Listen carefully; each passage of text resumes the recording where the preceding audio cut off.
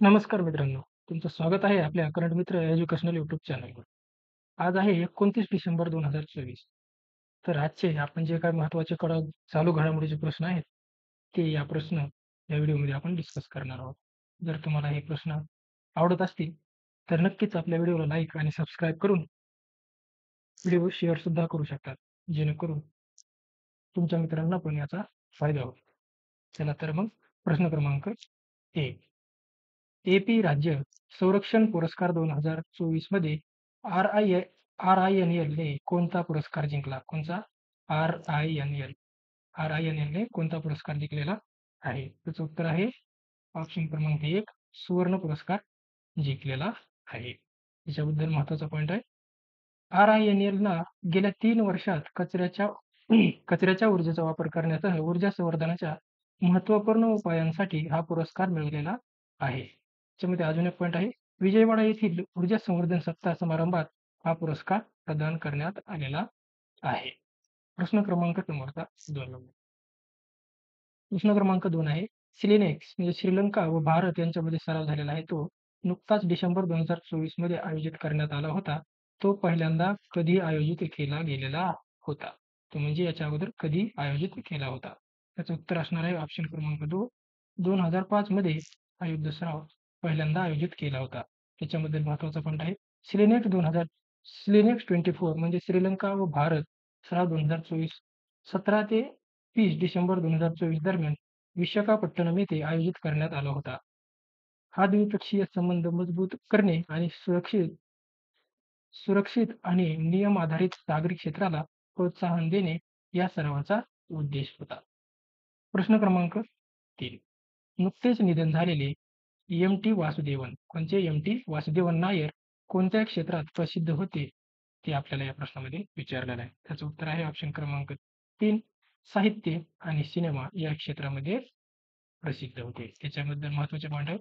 ते मल्याळम सिनेमातील प्रशंसित चित्रपट दिग्दर्शक आणि पटकथा लेखक देखील होते. त्यांना भारतातील सर्वोच्च साहित्य पुरस्कार ज्ञानपीठ हा 1995 मध्ये आणि पद्मभूषण 2005 मध्ये प्रदान करण्यात आलेला होता.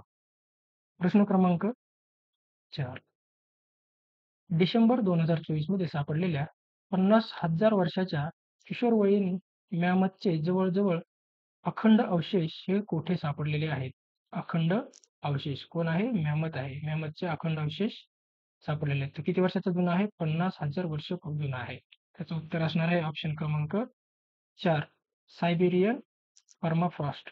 सायबेरियन परमाफ्रॉस्टमध्ये सापडलेला आहे. त्याच्याबद्दल महत्त्वाचा पॉइंट आहे. सायबेरियातील बटागायका केटमध्ये हे मॅमथ अवशेष सापडले आहे, जे हवामान बदलामुळे खोल होत आहे. आणि 110 किलोपेक्षा जास्त वजनाचे शव अवशेषतः डोके आणि खोड चांगले जतन केले गेले होते, जे अशा शोधांसाठी असामान्य आहे. प्रश्न क्रमांक 5. 67व्या राष्ट्रीय नेमबाजी स्पर्धेत महिलांच्या स्किट स्पर्धेत नवीन राष्ट्रीय विक्रम कोणी केलेला आहे? म्हणजे नवीन विक्रम केलेला आहे, तो कोणी केलेला आहे? त्याच्यामध्ये प्रश्नाचं उत्तर असणार आहे ऑप्शन क्रमांक 2 रायझा धिल्लन. रायझा धिल्लन यांनी याच्यामध्ये राष्ट्रीय विक्रम केला आहे. त्याच्यामध्ये महत्त्वाचा पॉइंट आहे. 67व्या राष्ट्रीय नेमबाजी स्पर्धेत महिलांच्या स्किट स्पर्धेत रायझा धिल्लनने नवा राष्ट्रीय विक्रम प्रस्थापित केलेला आहे. त्याच्यामध्ये पात्रता फेरीत रायझा धिल्लनच्या 122 गुणांनी महिला स्किटमध्ये नवा राष्ट्रीय विक्रम प्रस्थापित केला. तिने तिच्या स्कोअरने सिमरनप्रीत कौर जोहरच्या 120 च्या मागील कनिष्ठ विक्रमाला मागे टाकत हे पटकावलेलं आहे. प्रश्न क्रमांक 6. नोव्हेंबर 2023 मध्ये कोणत्या स्थानाला जगातील 8वे आश्चर्य म्हणून घोषित करण्यात आलेलं आहे? कोणचं 8वं आश्चर्य म्हणून घोषित करण्यात आलेलं आहे?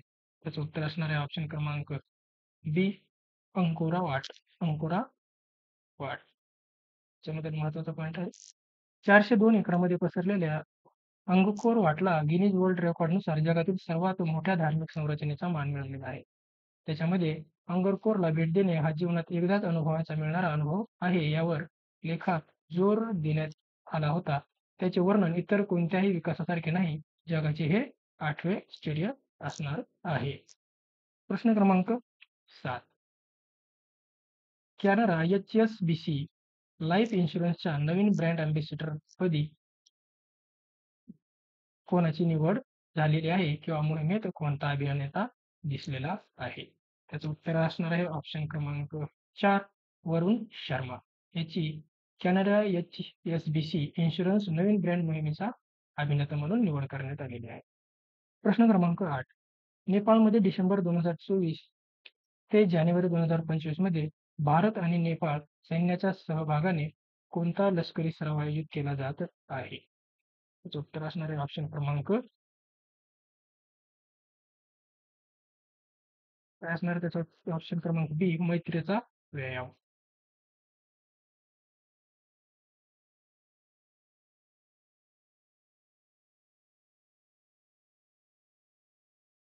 प्रश्न क्रमांक 9. इंटरनॅशनल माइंड स्पोर्ट असोसिएशन म्हणजेच IMSAच्या अध्यक्षपदी कोणाची निवड झालेली आहे? त्याचं उत्तर असणार आहे ऑप्शन क्रमांक सी नंदकुमार झा. नंदकुमार झा यांची इंटरनॅशनल माइंड स्पोर्ट असोसिएशनच्या अध्यक्षपदी निवड झालेली आहे. प्रश्न क्रमांक 10. नंदकुमार झा हे इंटरनॅशनल माइंड स्पोर्ट असोसिएशनच्या अध्यक्षपदी निवड झालेले कितवे भारतीय आहेत? म्हणजे कितवे भारतीय आहेत हे विचारले. त्याचा ऑप्शन क्रमांक बी पहिलेच भारतीय असणार आहेत. प्रश्न क्रमांक 11. ICC कसोटी क्रमवारीत गोलंदाजीमध्ये कोणी प्रथम स्थान पटकावलेलं आहे? तुमचं ICC कसोटी क्रिकेटमध्ये गोलंदाजीमध्ये प्रथम स्थान कोणी पटकावलेलं आहे? त्याचं उत्तर असणार आहे ऑप्शन क्रमांक डी जसप्रीत बुमराह यांनी प्रथम क्रमांक पटकावलेला आहे. प्रश्न क्रमांक 12. बालविवाह मुक्त भारत पोर्टलचा शुभारंभ कोणाच्या हस्ते करण्यात आलेला आहे? काय? बालविवाह मुक्त भारत पोर्टलचा शुभारंभ कोणाच्या हस्ते करण्यात आलेला आहे? उत्तर असणार आहे ऑप्शन क्रमांक ए अन्नपूर्णा देवी यांच्या हस्ते या पोर्टलचा शुभारंभ करण्यात आलेला आहे. प्रश्न क्रमांक 13. बंगालच्या उपसागरात झालेल्या चक्रीवादळाला सौदी अरेबियाने कोणतं नाव दिलेलं आहे? उत्तर असणार आहे ऑप्शन क्रमांक डी फेंगल. फेंगल हे नामकरण केलेलं आहे. प्रश्न क्रमांक 14. 9वा आंतरराष्ट्रीय गीता महोत्सव कुठे आयोजित केलेला आहे? त्याचं उत्तर असणार आहे ऑप्शन क्रमांक सी हरियाणामध्ये आंतरराष्ट्रीय गीता महोत्सव आयोजित केला गेला. प्रश्न क्रमांक 15.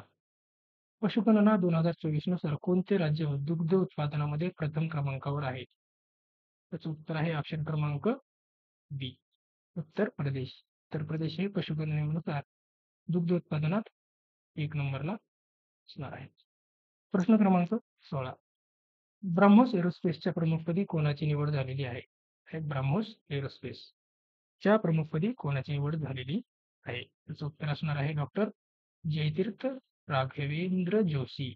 जयतीर्थ राघवेंद्र जोशी यांची प्रमुखपदी निवड झालेली आहे. प्रश्न क्रमांक 17. नोव्हेंबर 2024 मध्ये T20 क्रिकेटमध्ये सलग 3 शतके झळकावणारा पहिला क्रिकेटपटू कोण ठरला आहे? उत्तर आहे ऑप्शन क्रमांक डी तिलक वर्मा हा सलग 3 शतके झळकावणारा पहिलाच भारतीय क्रिकेटपटू ठरलेला आहे. प्रश्न क्रमांक 18.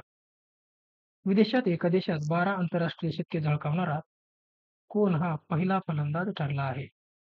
12 आंतरराष्ट्रीय शतके. त्याचं उत्तर असणार आहे ऑप्शन क्रमांक सी विराट कोहली. विराट कोहली हा एका देशात 12 आंतरराष्ट्रीय शतके झळकावणारा पहिलाच फलंदाज ठरला आहे. प्रश्न क्रमांक 19. Association of Indian American minorities संस्थेद्वारे कोणाला doctor Martin Luther King junior global piece पुरस्काराने सन्मानित करण्यात आलेला आहे? काय पुरस्काराचं नाव आहे? Doctor Martin Luther King junior global piece पुरस्कार. याचं उत्तर असणार आहे ऑप्शन क्रमांक डी नरेंद्र मोदी. नरेंद्र मोदी यांना या पुरस्काराने सन्मानित करण्यात आलेला आहे. त्यांच्याबद्दल महत्त्वाचा पॉईंट आहे. पंतप्रधान नरेंद्र मोदी यांना doctor Martin Luther King junior global peace अवॉर्डने सन्मानित करण्यात आले होते, जे त्यांच्या सर्वसमावेशक विकासाच्या प्रयत्नांना मान्यता देतं.